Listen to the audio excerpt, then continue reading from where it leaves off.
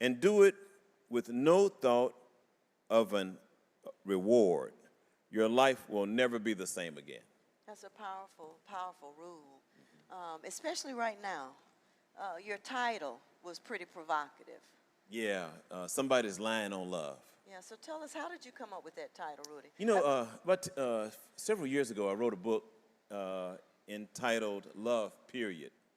And when I thought about that title, it dawned on me that there are so many various expressions of love. Yeah. I mean, as a matter of fact, many people kind of repel the idea Sure. of being even told they are loved by someone because of their history with love, how love has been used to manipulate, love has been used to coerce the concept. But what happens when we take on a true expression of love and we put literally a period? If we could punctuate love, a period, which means nothing after that period, no expectations, no assumptions, no preconceived ideas as to how you're supposed to respond to my willingness to love you. Right. And as a result, I think most people are lying on love. So you're saying they're lying because in reality they've got something besides a period after love. It's love exclamation point. It's love dot dot dot dot dot. It's Right. love comma. It's love colon. It's love semicolon. It's love forward slant. So in essence, All of everybody's that. got their slant on love. Right. So when you did this sermon on Sunday, your text, what was your text?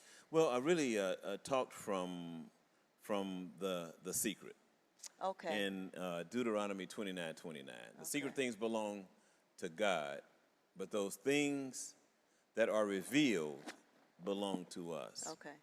And what I was really trying to say in that moment was, there's a lot we don't know and a lot we can't see, Right.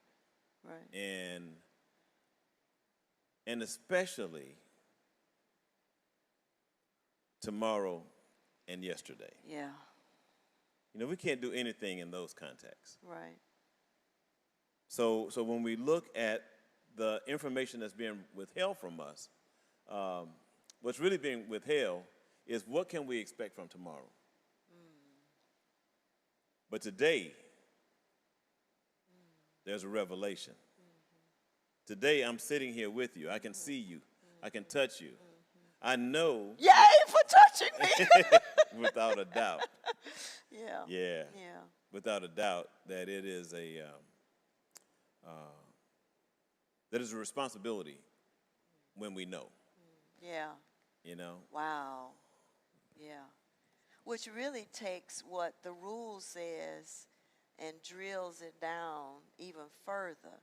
Because the rule says that you're to treat everyone you meet, friend or foe, that means enemy, loved one or stranger, as if they're going to be dead at midnight. Right. And so what does that look like when we're in the current state that we're in right now? How does that look? Some of us have had a little too much time with people we say we love. How does that work out? How do I regroup? If I've lost my cool over the past 24, 48 hours, because I've had a different routine, I've had a different set of stressors. So how might I take what this rule is offering me and correct or set a new course for myself for today in loving with a new awareness? How would you recommend a person do that? Well, first of all, I think today is all we have. Yeah. How often have we lived into the next year? How often have we lived into our 3-year scenario, our 3-year plan? Sure. But I think COVID-19 puts really in perspective, as a matter of fact, the moment we knew a shutdown in Houston was inevitable, people began to think about what did that mean? What did that mean for tomorrow? Sure. But really, what we embodied in that moment was what it meant right now. You know, I have I've been in Houston most of my life, except for a short stint in Dallas, and Hurricane Rita. You know, all Houstonians remember Rita, but you know, several years after Katrina, a big storm was supposedly headed towards the Gulf Coast again. And this one was supposed to take Houston on. There was an evacuation order given for Houston. Now there are 5 million people in the greater Houston area. Right. All right. In that moment, 1 million people literally hit the highways at the same time. Yeah. Something I learned in that moment, in my Rita moment, was the people you think about putting in the car with you on evacuation day. Wow. Wow. Those are the folk on shutdown moment that you're wondering, will they be okay? Right. Now, that's a small universe, y'all, Yeah. right? Yeah. That's a very small It universe. is. Yeah. What happens, though, to those outside of that car with your closest of friend, kin? And it's at that moment that we realize love has to extend beyond that car. Yeah. So we're not, you know, we weren't evacuating, we were staying in. Right. Right. So when you thought about staying in, who did you think about bringing into the house with you to make sure they were safe? Yeah. You know? Yeah. Who did you want to make sure didn't come in at all? Yeah. All right? Yeah. Who did you want to keep out there? Yeah. And that's when my you know, my definition of love really manifests. So tell us that definition again. That was pretty profound. You know, I believe love is allowing a person to be who and what they choose for themselves without any insistence that they meet my expectations. So in my first book, Touch, I referenced a thought, and I said that an expectation is a premeditated resentment. Yeah. So if I literally have an expectation of you that I don't disclose, then I'm really setting you up to resent you at a future moment.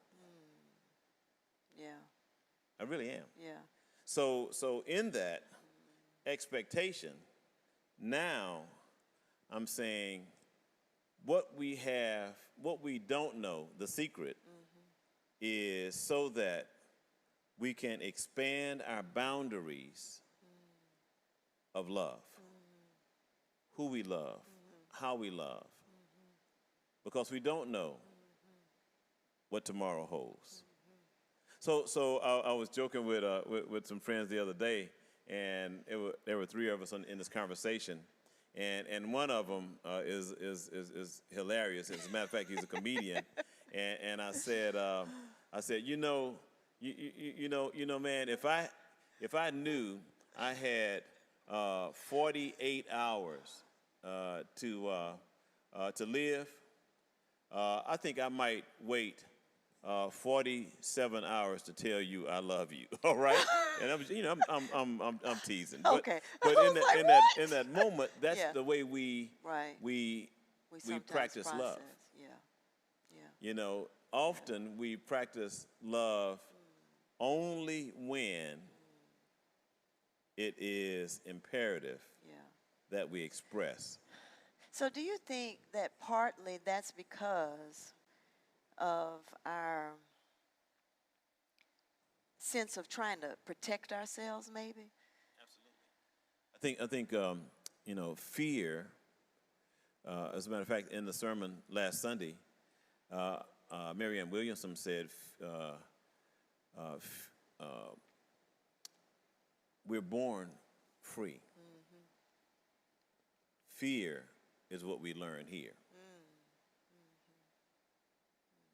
So is that kind of why at times, really, which takes us back to how he says, treat everybody as though they're going to be dead at midnight. There is a freedom, I think. I've been at the bedside of a number of people who've died over the past 30 years. And there's often a real freedom there. Sometimes, especially if the person is relatively coherent, there's a freedom to say at least three things. And I think you probably know what those three things are. Do you remember? Because we talked about this when I had cancer, how cancer gives you time to One say. is thank you. Yes. The other is I love you. Yes. And one is forgive me. Yeah. And so might it be good for us to consider engaging those three things now? Yeah. It would be. So can you say them again? The first one was thank you. Thank you. I love you. I love you. Forgive me. And forgive me. Yeah. Yeah. In my therapy session last week with my therapist, we talked about that forgiving, making amends in this time Right. where I am probably more coherent than I have Yes. been in years. Yeah. Yeah. Because I've been racing through life for years. I mean, racing through life. Yeah. But this has required me to stop. Right. And during this dead stop, I have had time to reflect on people that I might have left in the dust Yeah. out of my own haste, Sure. out of my own need to get it done. And my therapist suggested that maybe this would be a good time to reach out Wow. Yeah. and just say, Yeah. please forgive me. Yes. So if you hear from Yeah. me, if you're watching tonight, and you hear from me over the next week or so, Yeah. know that, as a matter of fact, if you can't hear from me and I have offended you in any way Yeah. in this journey, I want you to know that I love you, and please accept my apologies. Yeah. Yeah. Yeah. You know, Because there have been many. well, You know. but the reality is when Jesus taught the disciples to pray and he said, forgive us our trespasses as we forgive those who trespass against us. Really, it's like a trespass is like this. Right. Sometimes you bump into people along life's journey and you don't mean to bump into them. You don't mean to rub them the wrong way. You don't mean to offend them. And you keep going and they're saying, she darn near knocked my leg off, Right. But right now, this space, this gracious space that we've been given by God. Now, some are very focused on it being a pandemic and a virus. But what if we shift our focus to the reality that God is still sovereign, God still reigns and still rules, and God has allowed this space for us to do what Rudy said, slow down, pay attention, reflect, to remember to say thank you. It's been really cool having Rudy at home all day, every day, even though somebody might say, you're kidding me, right? But it's been good for a number of reasons because I have gotten to see him slow down. I've been married to Rudy for 35 years. And this is only the second time I've ever seen him slow down. And it's been a pleasure because in the slowing, we're not on automatic pilot. I hear him say, "Thank you, baby." I hear him say, "I love you." And I hear him say, "Forgive me for leaving this out. I know you prefer it be up," you know. And so for me, that has been a gift. And so I'm not as focused on the numbers, how many people are contracting. I'm not listening to the news. Because as I see it, this is a space and time for us as individuals and us as families to write new history. A history where our parents and our children get to hear us say, "I apologize. I didn't mean to hurt your feelings." Where we get to be less distracted. You know, distractions often lead us away from the realities that we've hurt people or we've affected people. And sometimes we just don't even recognize because we're moving so fast. And so now we get to slow down and I get to be able to ask Rudy, "Rudy, would you like some water?" You know, because he's gone most of the time. I work from home most of the time. And so it's usually just me. But I get to say, "Baby, have you had any water today?" Or, "Would you like me to make you some tea?" I love tea, so I'm always offering it to other people. And then, of course, I love avocados. My daughters call me an avocado pusher, so I'm always saying, "Would you like an avocado?" But I'm saying that what Rudy has said to us and what Rule 10 brings to our attention is the necessity of focus, the necessity of prioritizing. And while he didn't mention those three phrases in his sermon, I hope you wrote them down. Can you tell us again? Thank you. Thank you. Thank you is one. I love you. I love you. And forgive me. And forgive me. Mm-hmm. Yeah. There was a couple of things that you said, and I took some notes on the sermon. And when you gave us the acrostic for love, you gave us L was for liberation. Can you tell us more about that? You know, the love frees us. Yeah. And as a matter of fact, I was just looking at a passage of scripture in 1 John chapter 4 and verse 7. Reads, "Dear friends, let us love one another, for love comes from God. Everyone who loves has been born of God and knows God. Whoever does not love does not know God, because God is love." Yeah. And a little further down, around verse 16, it reads, "God is love. Whoever lives in love lives in God and God in them. This is how love is made complete among us, so that we will have confidence on the day of judgment. In this world, we are like Jesus." And here, verse 18, so I wanted to read. "There is no fear in love, but perfect love drives out fear, because fear has to do with punishment." Wow. The one who fears is not made perfect in love. Yeah. So when we think about liberation, we're thinking about literally being set free from punishment. Right. The punishment is judgment. Right. And that's what we do to others. We literally punish them with the stories that we make up about them. Yeah. And when we release those stories, and we free them to be loved by the Creator, by us, then we are literally setting them free. Yeah. Wow. Yeah. That's a book right there. That's a book. I'm telling you, I wrote that book. Yes, you did.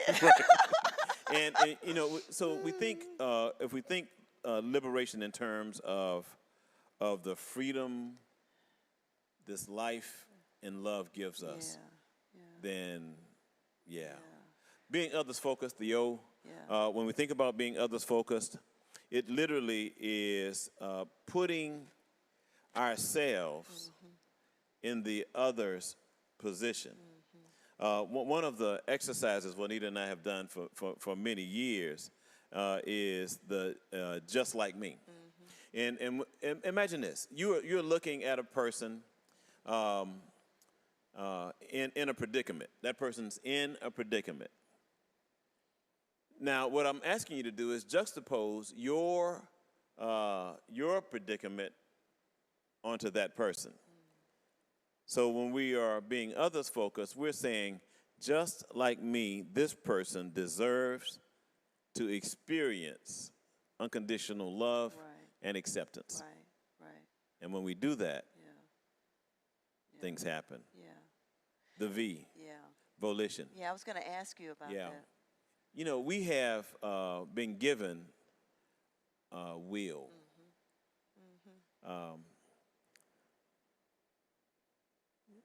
Mind, emotions, and a will.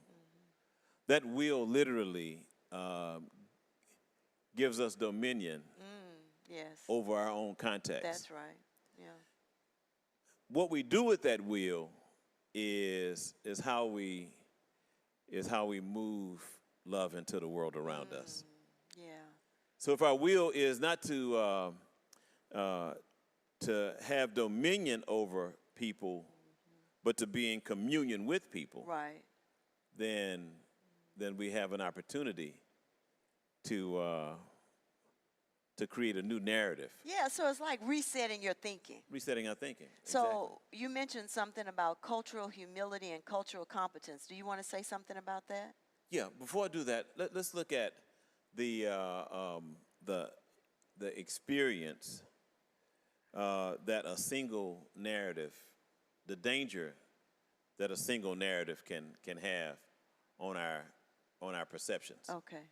So we look at a person, and Right. people are always Right. creating narratives around me. You give them plenty to work I with. give them a lot to work with. My beard is braided, today I'm rocking the bandana. Yeah. It's just nose ring. yeah. All I'm of giving that. them a lot to work with. So if they're operating out of a single narrative context, Right. then they are going to create a story Right. about me that isn't mine. That's right. Yeah. Which is where cultural humility really comes into play. Sure. Cultural humility is the ability, I'm reading it, to maintain an interpersonal stance that is other-oriented in relation to the aspects of cultural identity that are most important to the person. Yeah. So this is what happens. So I'm 63 years old, I'm black, all right, I'm short, all right, Vertically challenged. Vertically challenged, So that's a cultural identity. Right.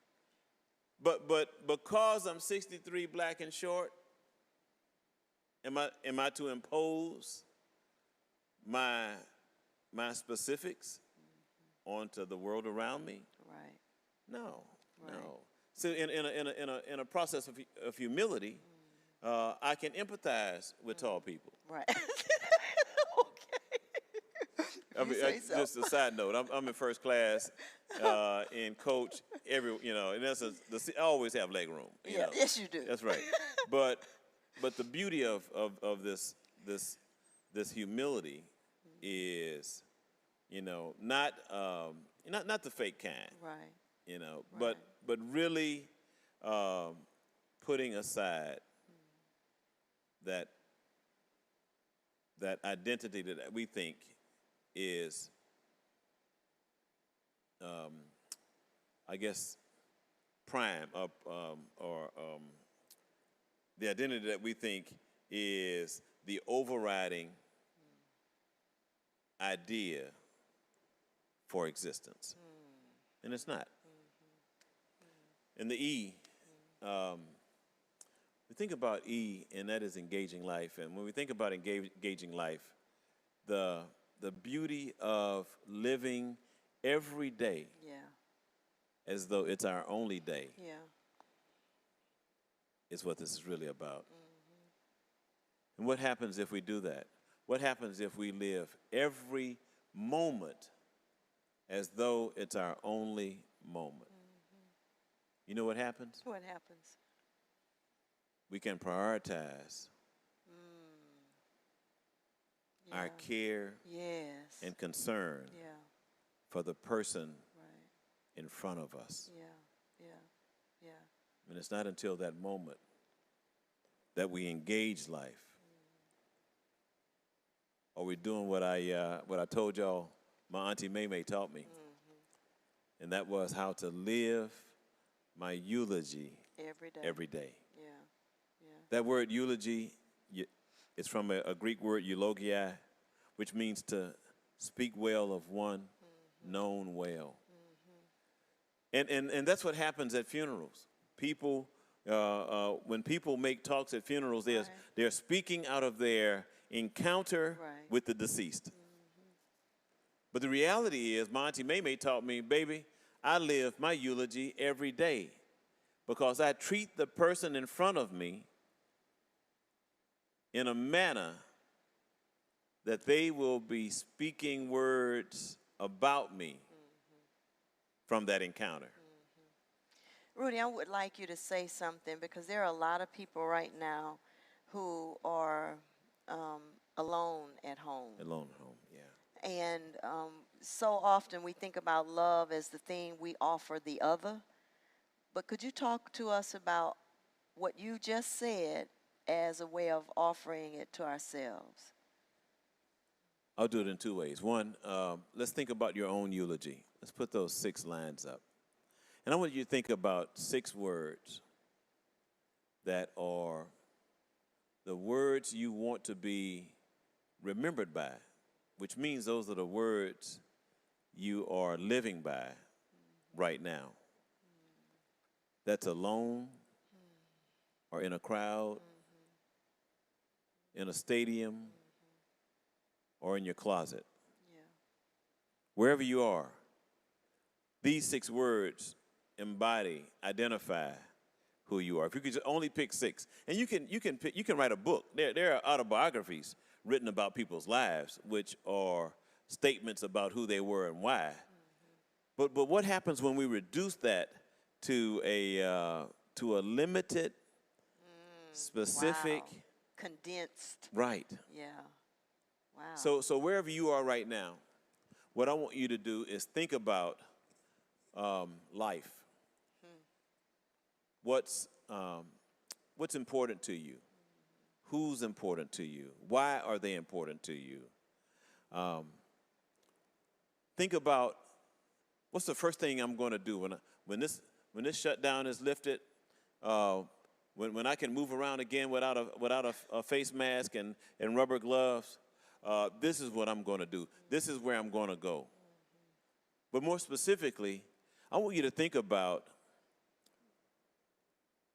what do you want your life to say when you're free to express that?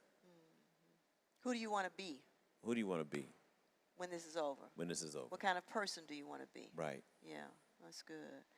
Would you offer up a word of prayer? Yeah, I will. But what I want you to do on those six words, right now is your homework. I want you to work. Homework! Work on yours. These are mine. He lived, he laughed, he loved. Those are good. And when people encounter me, Yeah, they're going to experience that. That's They're going right. to say, this guy's alive. yeah. They're going to say, wow, this guy laughs a lot. Which is one thing that I've always loved about Right. you. And they're going to say, this guy, wow, I felt the love. So wherever you are right now, I want you to do me a favor. I just want you to breathe in life. You're alive. If you can hear me right now, you are alive.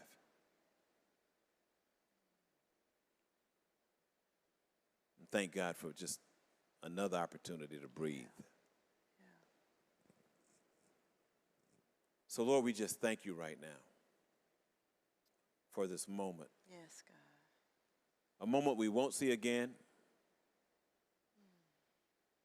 a moment we are living through right now. Yes. And Lord, we thank you for the next moment, the one we're going to experience. Teach us right now how to love. Yes, God. While we have this time away Yes. to ourselves with our loved ones, teach us how to live beyond the context, the barriers, the boundaries that we have established Yes, God. for so many years. Free us right now Yes. to literally be love and life in the world around us. Yes, God.